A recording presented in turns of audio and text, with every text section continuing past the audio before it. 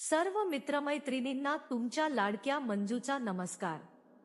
आपण माझ्या मागील कथेत वाचलंच असेल की संधी मिळताच कसे माझ्या सासऱ्यांनी कशा प्रकारे माझ्या मैनाला शांत केलं होत अन आता वरचेवर संधी मिळेल तशी माझी शांत करत होते।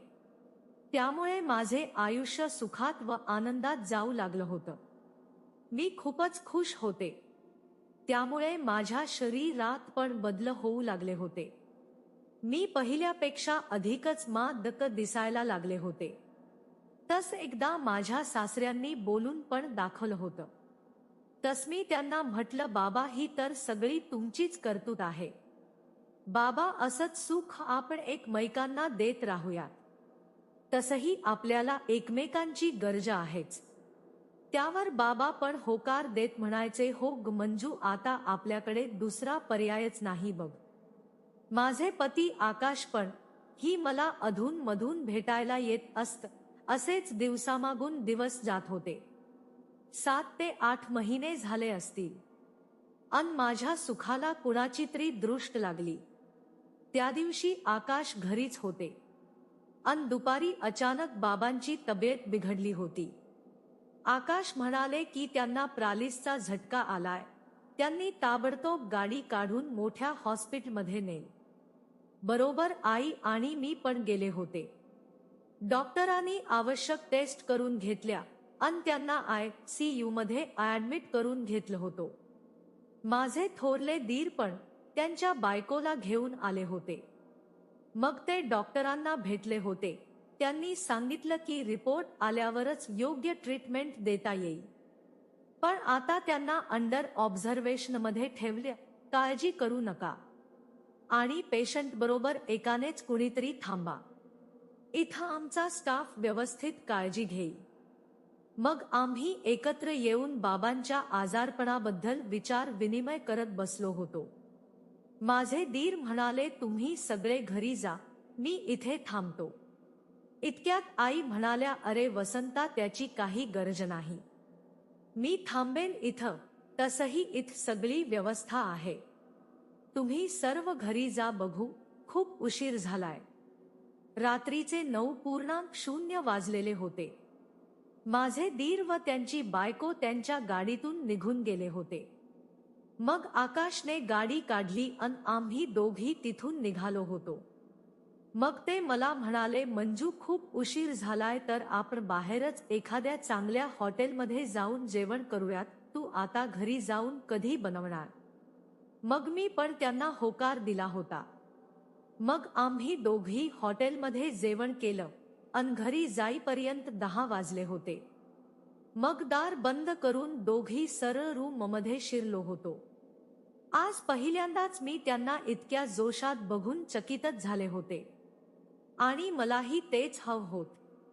मला असं वाटलं की आज माझा नवरा माझी पूर्ण शांत करेल। मी एकदम खुश होऊन मी माझी मैना मोकळी केली।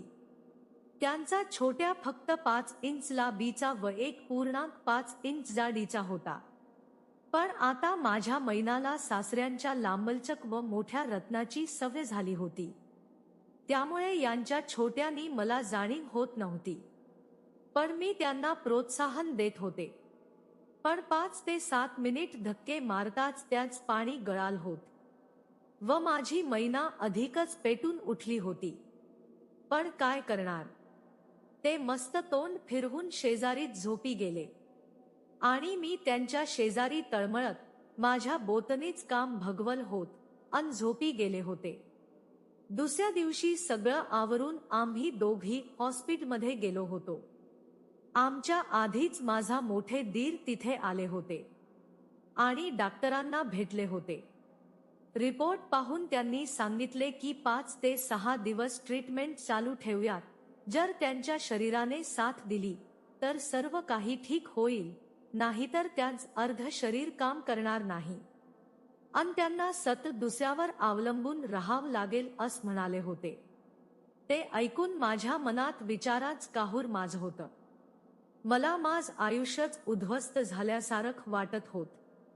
पण माझी ही व्यथा मी कुणालाच सांगू शकत नव्हते। अन मी स्वतःला धीर देत आलेल्या परिस्थितीला सामोरे जाण्यास ठरवलं होत. शेवटी नशिबात जे असेल तेच घडत असतं. हेही दिवस जातील अस म्हणत मीच माझ्या मनाची समजूत घालत होती. आता आमचा नित्यक्रम ठरलेला होता. रोज सगळं आवरून आम्ही दोघ हॉस्पिटलमध्ये जायचो अन परत संध्याकाळीच घरी यायचो. घरी मी आणि आकाश दोघच असायचो. झोपायच्या आधी ते रोज मला खुश करत होते, पण त्यामुळे माझी मैना शांत होण्याऐवजी अधिकच पेटू जायची. आठवडा झाला होता व आता यांची सुट्टी पण संपली होती. बाबांना पण घरी सोडलं होत, पण त्यांना दुसऱ्या व्यक्तीची मदत घेतल्याशिवाय उठताही येत नव्हते. वयांनी ऑफिसला जायला सुरुवात केली होती, म्हणून माझे मोठे दीर रोज वेळ मिळेल तसा इकडे येऊन मदत करत होते. त्यामुळे त्यांची माझ्याशी जवळीक हळूहळू वाढत चालली होती. माझे दीर वसंत दिसायला एकदम रुबाबदार, धष्टपुष्ट शरीरयष्टीचे आहेत. शेतातील व इतर मेहनतीची कामे करून त्यांचे शरीर पिळदार व राख बनलेले होते. ते दिसायला माझ्या नवऱ्यापेक्षाही तगडे व जवान दिसत होते.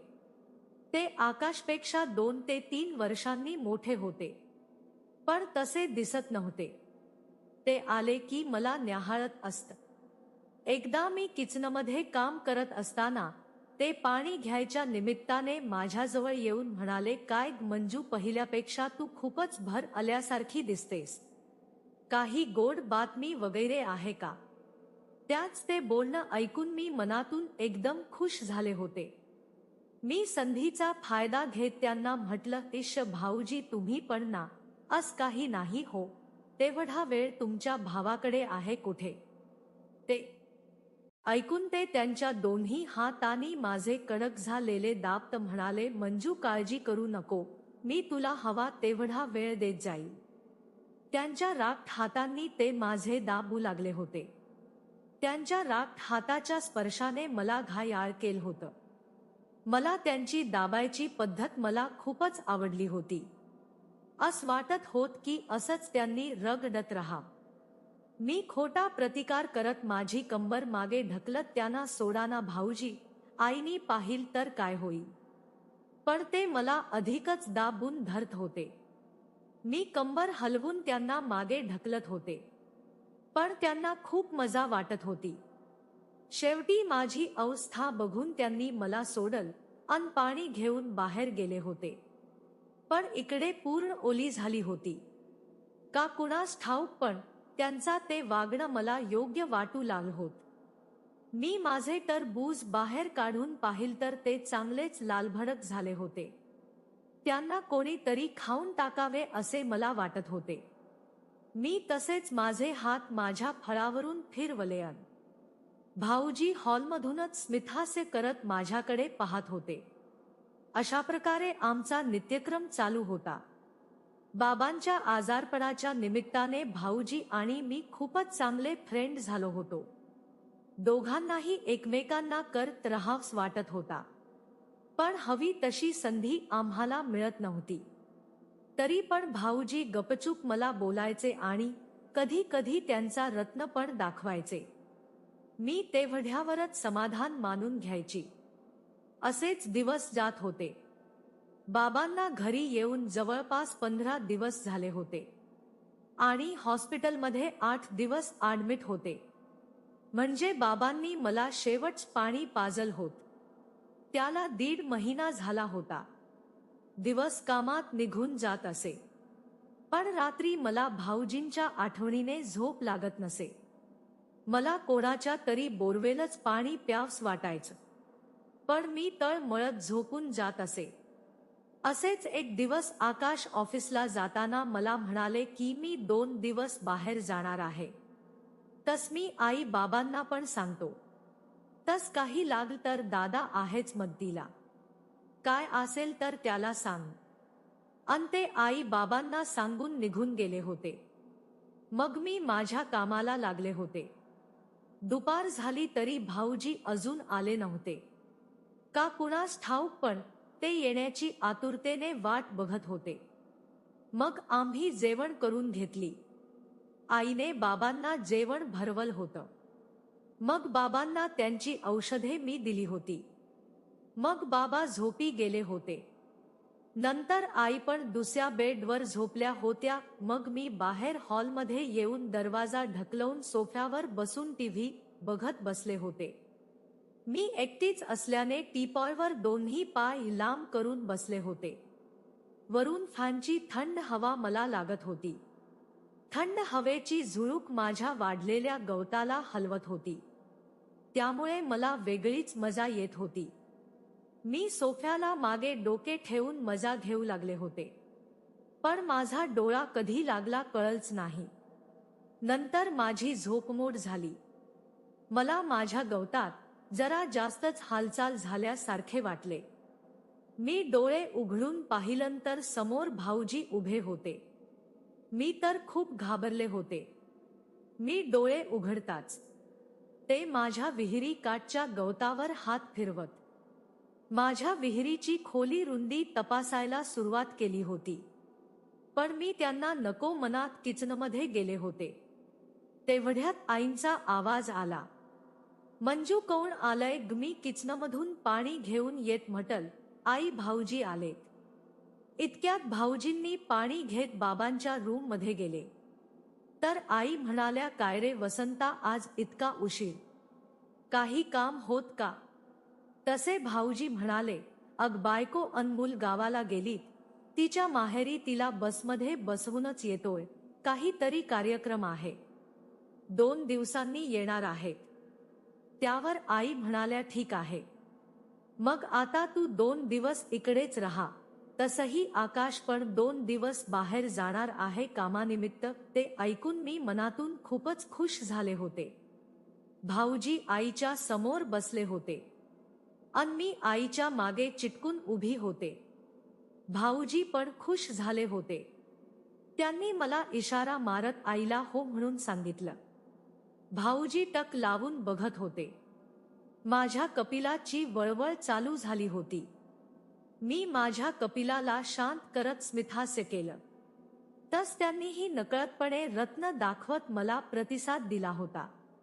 तशी मी लाजून किचनमध्ये निघून गेले व सर्वांसाठी चहा बनवून आणला होता. मी मनातून खूपच खुश होते. आज खूप दिवसांनी माझ्या तिला एका नवीन रत्न मिळणार होता आणि तिला तो नक्कीच आवडेल असा मी विचार करत होते. या विचारानेच मी पटापट रात्रीचे जेवण बनवले होते. रात्री 8:30 वाजता आमची जेवण झाली होती. बाबांची औषधं पण देऊन झाली होती. आई व भाऊजी हॉलमध्ये बोलत बसले होते. मी हॉलमध्ये गेले तशा आई म्हणाल्या, अग मंजू, वसंताला इथेच गादी टाकून दे, म्हणजे इथेच झोपेल तो. तसे भाऊजी म्हणाले, नको आई, मी गच्चीवरच थंड हवेत झोपेन. मला इथे झोप नाही लागणार. गच्चीवर कस एकदम मोकळ आहे आणि हवाही छान लागते. आई म्हणाली, बर बाबा, तुला कुठ झोपायचंय तिथे झोप. मंजू, त्याला काही हवं नको ते बघ.